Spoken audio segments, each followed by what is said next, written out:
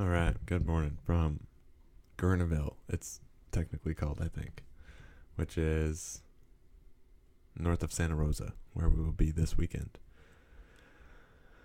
For the total market cap today, we have 299.6, back under 300 billion. Bitcoin back under 8,000, Ethereum under 450, Litecoin at 132, Bitcoin Cash 866. Pretty much a lot of red. Ontology's up again, 20%. Bite up a little bit. Not a lot of green. Syscoin up 17. Mithril up another 45%. I haven't looked at this one yet. But it's got another $145 million worth of trading volume. Probably should hurry up and look at that one. A-Chain up 25%. Credits up 17. So a few winners. For Bitcoin Bob, we have down 0.85% on the day, sitting at 33.65, which is down 67% overall, with Quash leading the way up for the day. Oops. Crypto Carly up 0.65% on the day, down 62.4 overall, sitting at 38.11, with Faircoin up 20% on the day, leading the way. And Digital Dave down 1.2% on the day, down 63.3 overall, sitting at 38.11. So Crypto Carly back in the lead. Cardano is up 3%, leading the way for him. And I've got two articles on here today. The first one is, the Federal Reserve official warns against investing in Bitcoin. Don't do it, he says. The president of the Fed in Atlanta needs just 3 words to convey his opinion on investing in Bitcoin and other cryptos. Don't do it. They are not a currency. If you have money you really need, do not put it in these markets. I think of it a little bit like Beanie Babies. If they were jumping in price by 1,000 times or 10,000 each, blah, blah, blah, same shit you've heard before. Some more shit you've heard before. He believes the underlying technology is more interesting and doesn't acknowledge that you cannot possibly separate the two things. The only difference between the Bitcoin blockchain and blockchains that have existed since the 70s is Bitcoin. It's the fact that there's money, a free money and a fair money, incentivizing people to keep the blockchain legitimate. So to try and say the underlying technology is more interesting is like saying that the opposite is the same and more interesting. Yeah, so don't buy it because of that. And here he goes again. Cryptocurrencies arguably solve the problem of making payments in a trustless environment, but it is not obvious that this is a problem that needs solving, at least in the United States and other advanced economies. Here is, I couldn't have said it better myself. Like, this is beautiful. You said it perfect, dude. And I think it's a different guy, but that's just from the Federal Reserve Bank of New York, not Atlanta. Cryptocurrencies arguably solve the problem of making payments in a trustless environment. And he's not arguing that. He's not denying that. He's saying, but it's not obvious that this is a problem that needs solving, at least in the US and other advanced economies. I want to break that out a little bit. So, first of all, what do you think? I mean, it's your call where you put your money, but here's the crux of what's happening here.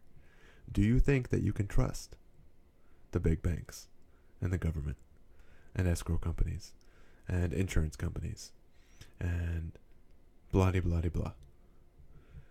Do you think you can trust all of those people? If you do, then cryptocurrencies may not be solving a problem that you need solved. If you don't trust those things, then cryptocurrencies, by his own implicit admission here, are solving a problem that you need solved. I want to go a step further. At least, like it just says it all right here, at least in the United States and other advanced economies. So even if you do feel that you can trust the big banks and the government and the insurance companies and pharmaceutical companies, how about that one? How about tobacco and alcohol? How about these? If you do feel you can trust all of those in the US, do you suspect that people in other countries feel they can trust those institutions in their own countries? If you do feel that everybody should just trust all of those things in all of their countries, then Bitcoin is not solving a problem that needs solved. Even if you do feel you can trust them in yours, but you feel that other people probably shouldn't trust them, or it'd be wise for other people not to trust them in their countries, non-advanced economies, then Bitcoin is solving a problem in those places that needs solved. The next one is a G20 crypto policy. Let's hope it's a pipe dream. This article felt like ended like shit, but besides that, I like pretty well.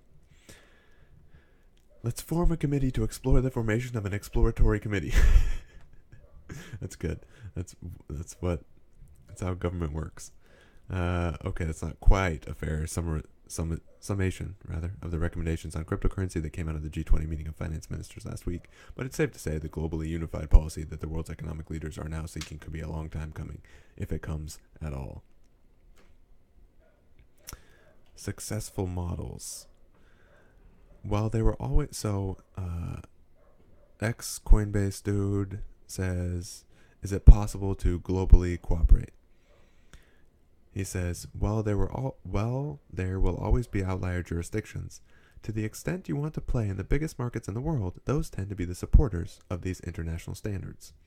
So, if you're a third world country or whatever, and you want to interact with the big players, quote, then you have to play by the big players' rules to use Bitcoin, I think is something that he's trying to say. But then he entirely contradicts himself in the next quote here, where he says, a technology that knows no borders is inherently inconsistent with most nationalist tendencies, which is usually based on sovereign control. So you have to play by the rules if you want to use this shit, and then you don't have to play by the rules to use this shit, because that's not how the rules work in the new world. It's not people in charge of plots of land telling you what you can and can't do. Rather, it's a protocol. It's the internet. And if you have access to the internet, then you can use it according to the protocol. So I don't know, complete and utter contradiction right there from the same guy. The next quote from this article. Aside from losing face, that means residents of a country may have a harder time opening foreign bank accounts or sending money abroad, and may even pay higher interest rates for financing if you don't follow the FATFs. That's the whole point of this. Is that the FATFs are not in the best interest of these countries. Therefore, those countries are still third world countries that can't interact with the global economy. Therefore, Bitcoin, and they can interact with the global economy without fucking abiding by all this shit. Therefore, people don't care if we need a bank account anymore. You don't need a bank account anymore. You need a cell phone. We met a dude here in Santa Rosa yesterday running the Arlene Francis Community Center. Just fantastic. Like the coolest guy. Super humble. Super unassuming. I can't find my words.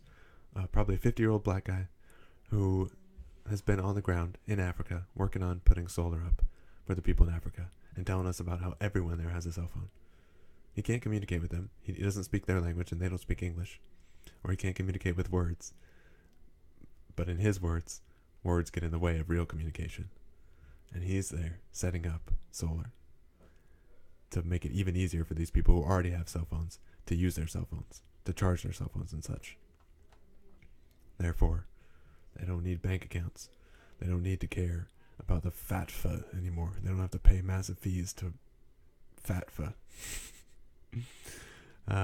Indeed, in Buenos Aires, the G20 pledged to implement the FATF standards as they apply to crypto assets. Now, note the awkward phrasing there. Quote, as they apply to. Meaning, we won't implement anything because they don't apply. And we just told you that.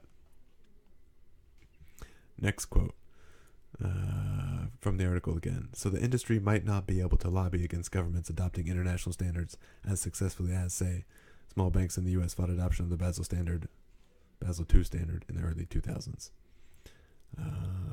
Again, doesn't matter. The whole point of this whole thing doesn't matter. The industry doesn't need to lobby against governments adopting international standards.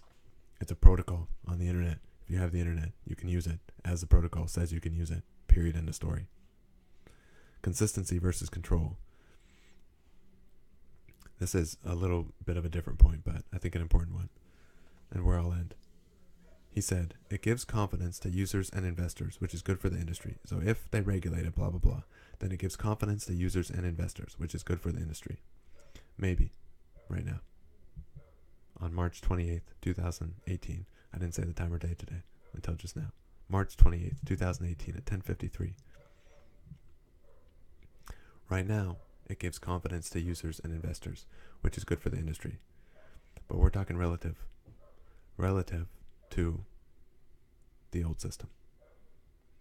So it doesn't necessarily need to be that confidence in this system comes up for people to make the switch. Confidence in the old system going down would mean that confidence in this system would go up relatively. If the confidence in this system stays the same. And I don't think confidence in this system will stay the same. I think it will go up. And I think it will go down in the old system. And people will more and more make the switch.